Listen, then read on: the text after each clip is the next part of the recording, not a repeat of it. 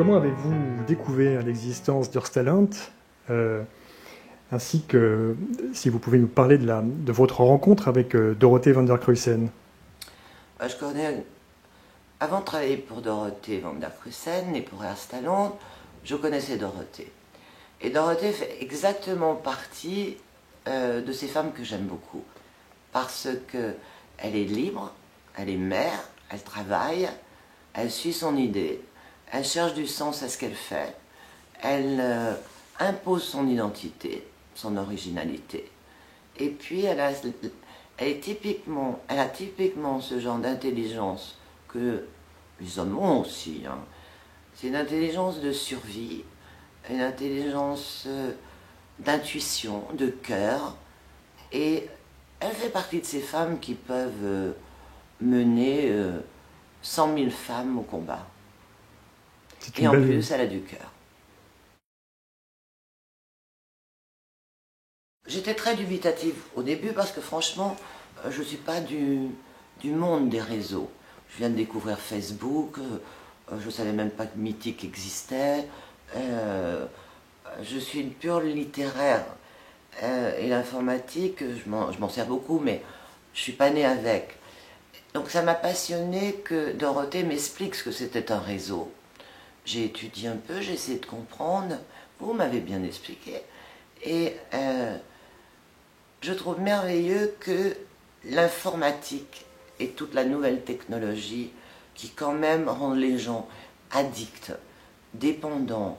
Vous n'avez plus un seul dîner, un seul rendez-vous, sans que les gens ne vous regardent plus dans les yeux, ils regardent leur iPhone hein, qui sonne toutes les 3 secondes.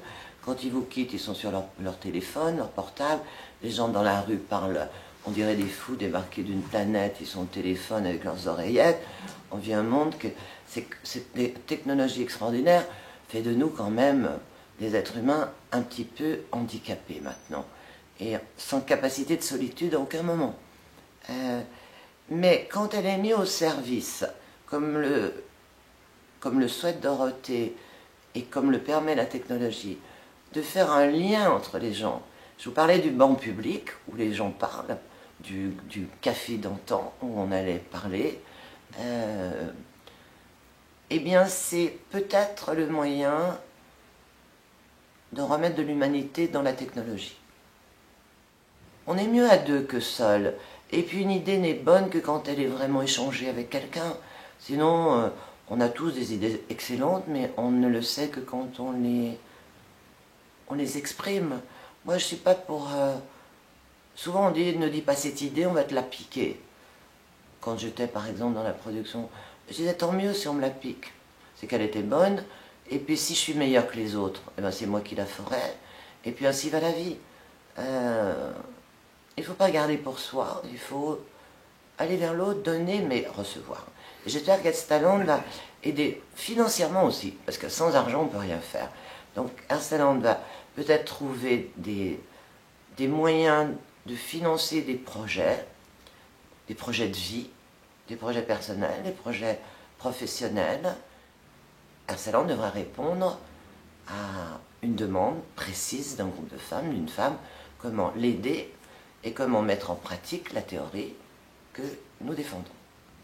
Et vous-même, vous témoignez bien de cette ouverture d'esprit telle qu'Earth-Talent veut le faire vivre en travaillant actuellement à un projet pour Earth-Talent de livre blanc où vous allez à la rencontre de personnes intéressantes, influentes, qui ont une vision, qui ont quelque chose à dire sur le sujet qui nous occupe, la femme au XXIe siècle, la nécessité de s'ouvrir, la nécessité de changer les modèles, de les faire évoluer. C'est exactement ça. Avec une homologue américaine, enfin française qui vient de New York, sous la direction de Dorothée, nous allons, et je vais diriger en partie l'ensemble de ce livre blanc, qui sont recueillir des témoignages de femmes sur les mêmes questions que vous venez de me poser. Hein. Donc, c'est intéressant dans l'esprit de Dorothée de savoir ce que pense un mannequin à New York, ce que pense une chef d'entreprise, une religieuse. Il y aura quelques hommes, pas beaucoup, Oui, ce livre blanc, c'est 40 interviews de personnalités, et j'espère bien que vous pourrez les mettre en ligne aussi, savoir ce que pensent les femmes de leur rôle et de leur avenir, quels sont leurs désirs, comment elles se situent par rapport aux hommes, bien sûr, à l'entreprise. Je ne pense pas que la femme est meilleure que l'homme. Je ne pense pas qu'elle va changer le monde, et que je ne dirais pas que si les femmes étaient au pouvoir, il n'y aurait pas de guerre. Je ne dirais pas que la femme n'est pas meilleure que l'homme. Hein. Les femmes, on est redoutables par certains moments. Peut-être le fait, c'est un peu idiot ce que je vais vous dire. Je ne sais pas si le fait de donner la vie ne nous... Comment dire? On donne la vie, donc on n'aime pas la mort. Et on accepte la mort, mais on n'aime pas la mort au quotidien. Tant qu'on pourra, on évitera le gâchis, une femme. C'est peut-être ça sa qualité spécifique. Alors qu'un homme, il dira, bon, on verra demain, laissons tomber, bah, c'est un échec, c'est pas grave, c'est mort, c'est sans intérêt. Une femme, elle reviendra 10 fois sur le sujet en disant, bon, c'est mort, j'ai raté, c'est pas bien, je vais prendre le problème par un autre angle. Une femme, elle prend toujours le même problème par des angles différents. Même le plus grand stratège masculin ne sait pas faire ça.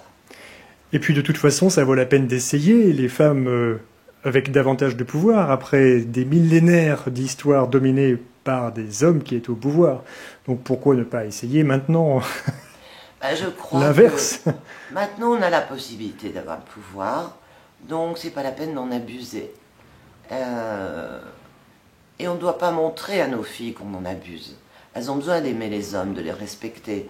On n'est pas là pour écraser les hommes, même si vous êtes patronne d'un groupe de 15 jeunes diplômés, c'est pas en les écrasant que vous aurez leur estime. Et c'est pas en enlevant l'identité masculine que vous gagnerez en identité féminine, même humaine.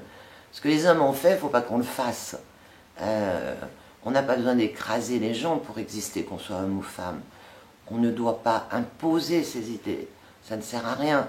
On doit convaincre l'autre que son identité propre nous donne donc des idées propres et qu'elles sont respectables, mais discutables et pas forcément géniales.